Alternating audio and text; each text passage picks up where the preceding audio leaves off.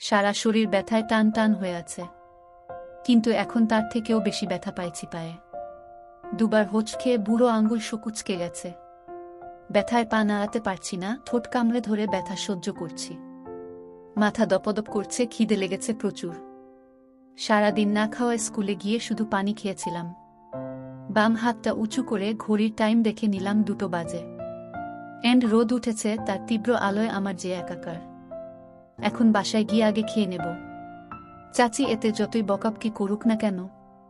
খুঁড়িয়ে খুঁড়িয়ে বাসা পর্যন্ত পৌঁছালাম। আসতে আসতে 3টে বেজে গেছে। ভেতরে এসে সোজা নিজের রুমে চলে গেলাম, কাউকে দেখলাম না। ড্রেস চেঞ্জ করে চোখে মুখে পানি দিয়ে বের হতেই দেখালো তার। ও আমার কাছে এসে দাঁড়ালো। সবাই কই? লতার দিকে তাকিয়ে বললাম। তারপর বিছানায় বসে পায়ের ব্যথা পাওয়ার স্থান দেখতে লাগলাম।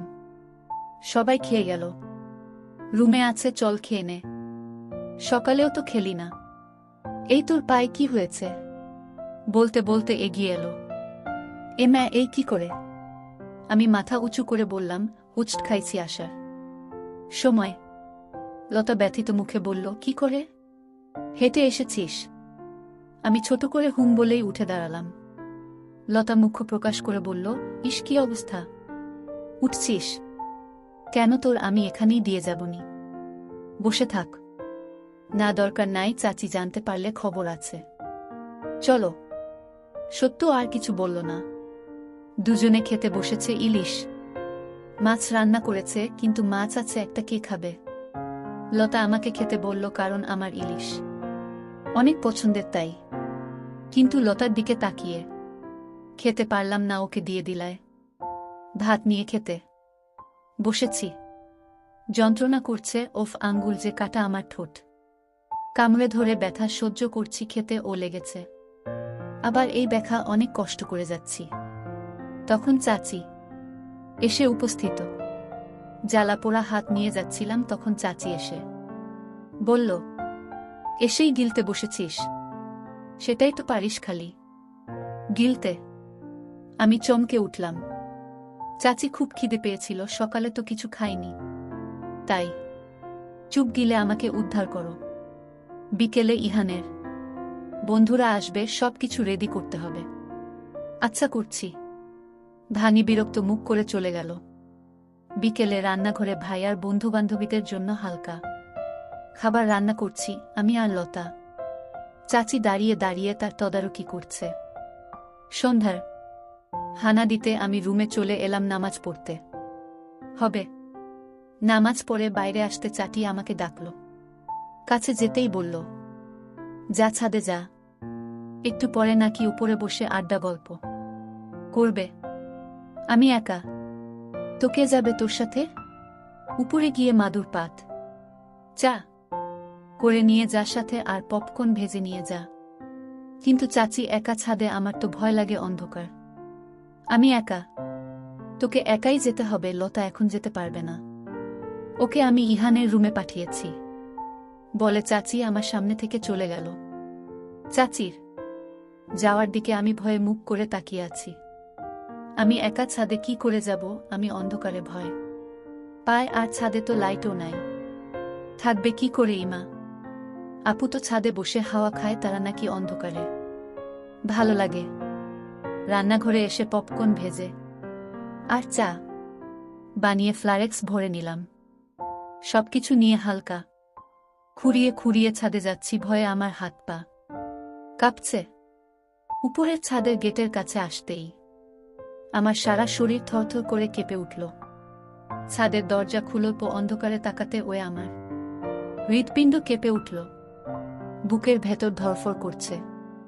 আমার ভূতে ভয় বরাবরই, তবুও ছাদে পা রাখলাম। ঠান্ডা বাতাস এসে আমার মাথার ওড়না ফেলে দিল।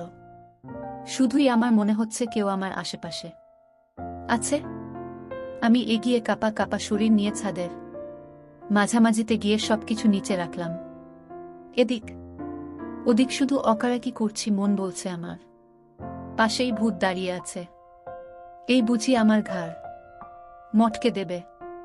অসহায় মুখ করে, চোখ ছোট ছোট করে কাচুমাচু হয়ে দাঁড়িয়ে আছি। তখনই একটা জোরে দমকা হাওয়া এসে আমার শরীর লাগল আমাকে, আর পায়ে কে ভয়ের চোটে আমি এবার চিৎকার করে পেছন দিকে দৌড় দিলাম, কিন্তু বেশি দূর এগোতে পারলাম না। পায়ে ব্যথা ছিল, আমি তো ভালো মতো হাঁটতে পারি না, দৌড় দিয়ে হাঁটবো কিভাবে?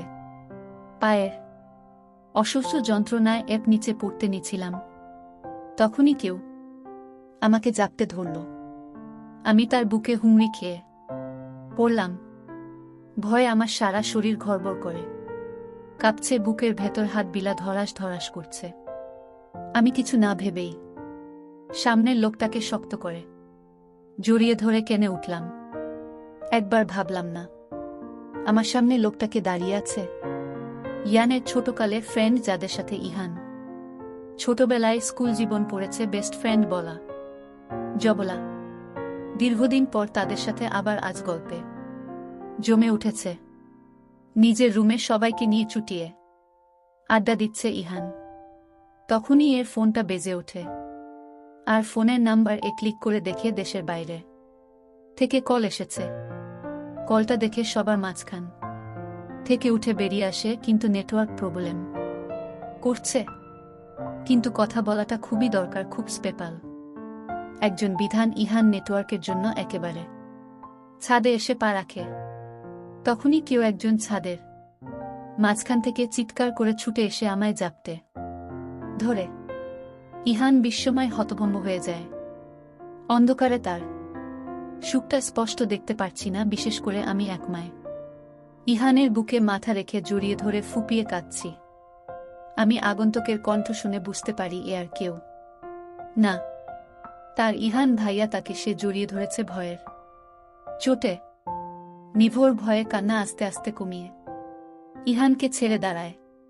ইহান আবছা আলোয় দেখতে পায় আমার কান্নামাখা ভয়ের তুমুক, চোখে মুখে পানি লেপটে আছে। ভয়ে এখনো প্রফ আছে দেখেই বোঝা যাচ্ছে অন্ধকারে ভয় পায়। এবার ইহান রেগে উঠল।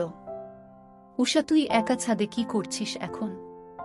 দেখে তো মনে হচ্ছে ছাদে এসেই ভয় পেয়েছিস, তাহলে একা ছাদে কেন এসেছিস যেখানে ভয় পাস? ইয়ান কপাল কুঁচকে তাকিয়ে আছে আমার দিকে।